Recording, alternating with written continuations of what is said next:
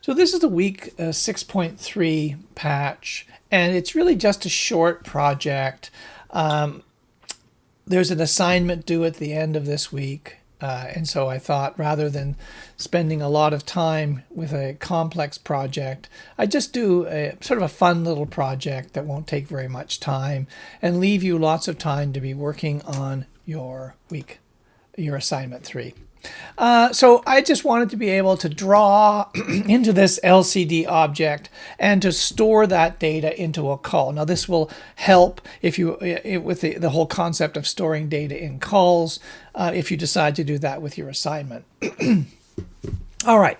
So let's just look at this. We'll start looking at the LCD object and notice that I've got the XY values coming out of the LCD object, and they're going through a speed limit because I do want to control the amount of data that I'm going to be dealing with here. Otherwise, it can simply be too much data. Now this is coming into an unpack way up here, and it is going to a trigger BIB, so that I bang this.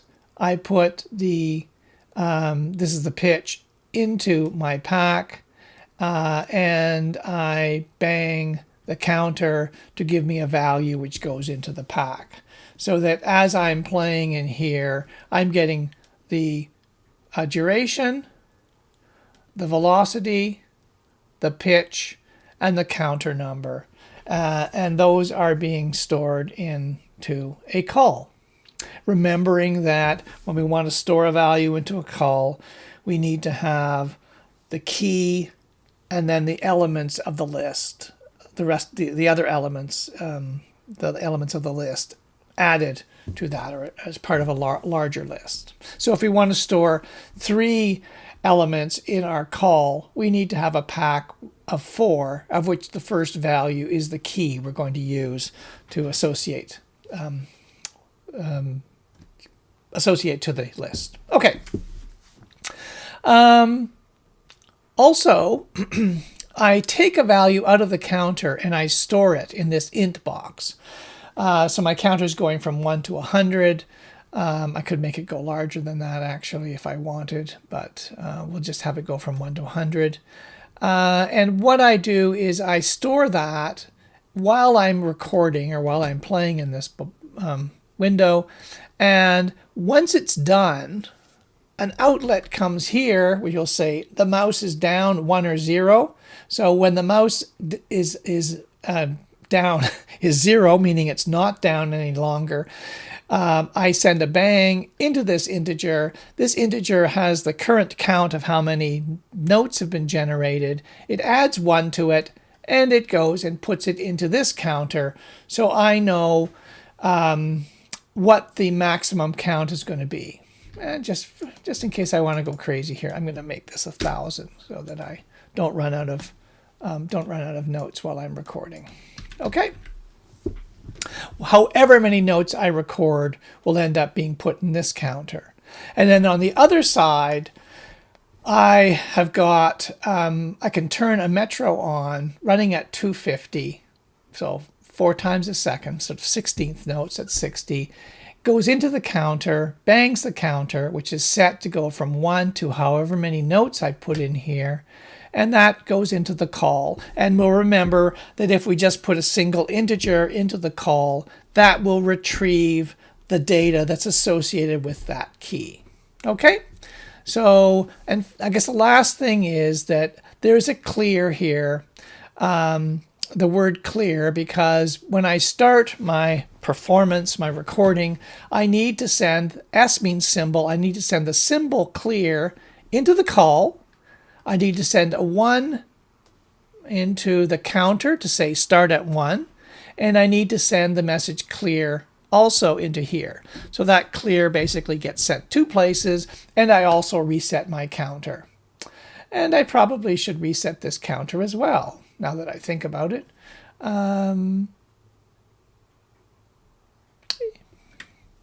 Well, I probably don't need to. I could probably do it when I turn this on, but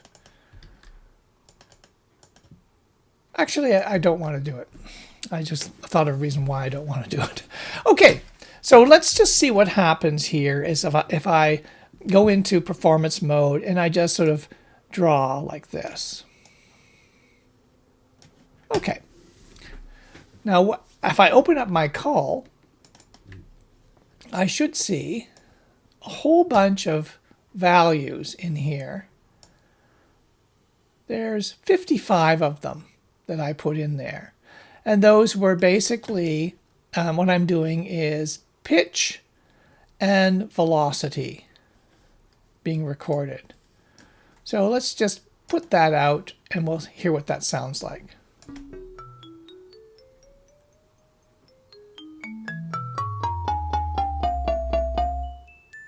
There's this.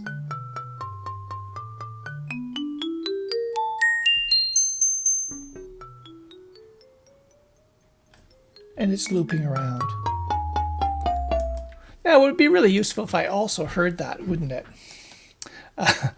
So why don't I take the pitch and velocity and send it over to my make note. So I'm going to take the pitch and, oops, that's the pitch and velocity. Actually, it's already a list. I don't need to pack it, do I? I just need to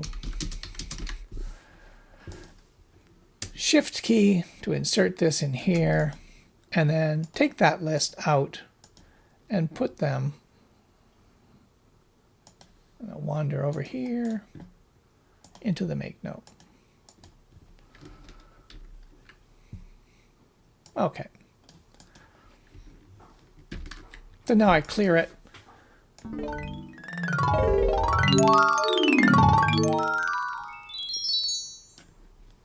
And play it.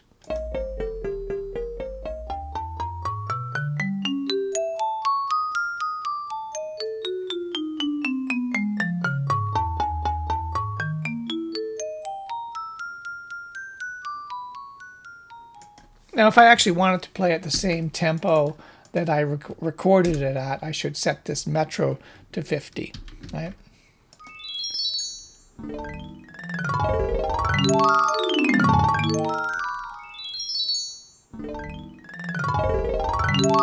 going to clear this, and I'm going to play a new one.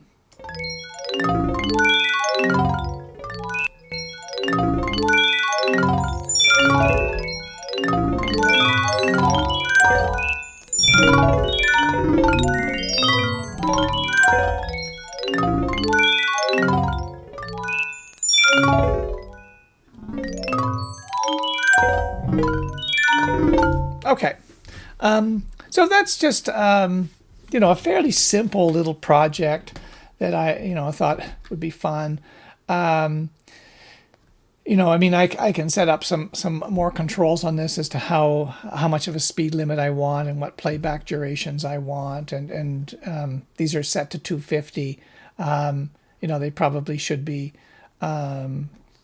shorter if I'm playing notes basically at a tempo of 50, then this should probably be set to 50 as well.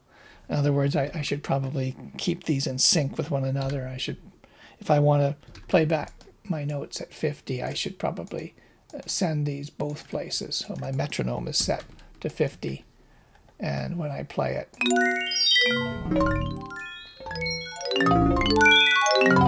it's very fast playing. Okay, so that's just, again, a fairly simple project. It sort of explains what's happening.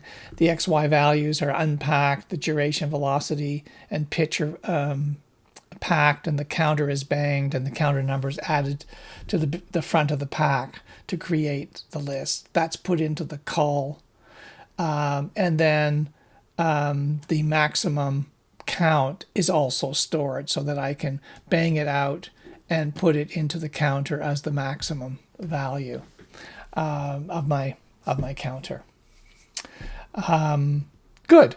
So that's all I wanted to really cover in this. I just wanted to do a little fun sort of a video where you could, draw your name and see what it sounds like. Obviously, the way this is working with pitch and velocity could be flipped around, or you could have your pitches being the y-axis and the velocities being the x-axis. You can swap those two values if you want. That's completely up to you. But this is concludes week 6.3 or the week 6 and video tutorial 6.3. Good luck with the assignment. As I keep mentioning, it's a tricky assignment. And hopefully it won't be too frustrating. You're going to be very methodical in your thinking about the data that you're storing, and very methodical about the process whereby you have to sort of think through, what do I need to be storing, and how do I need to take that data and to put it out in a form that's going to recreate the incoming data. Have a look at the borax tutorial. It's a little bit scary, but it's worked out in a bunch of different tabs so that you can work your way through step by step to see all the things that need to be done to be able to track polyphonic data. Essentially, borax returns all kinds of information about incoming MIDI data or performance data, including what voice it belongs to, if there are overlapping voices, and all of that kind of information. All right, good luck.